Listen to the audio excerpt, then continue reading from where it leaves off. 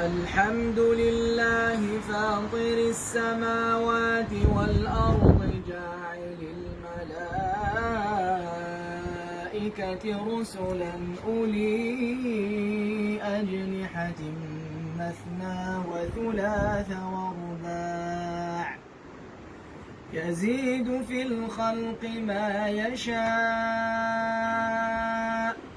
إن الله على كل شيء قدير.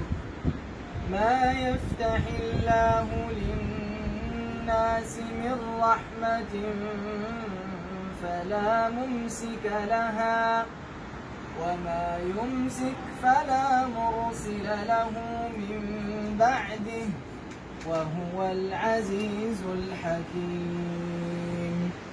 يا أيها الناس اذكروا نعمة الله عليكم هل من خالق غير الله يرزقكم من السماء والأرض لا إله إلا هو فأنى تؤفكون.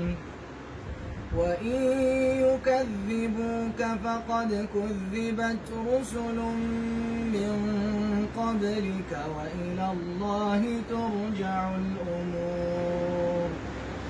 يا أيها الناس إن وعد الله حق فلا تغرنكم الحياة الدنيا ولا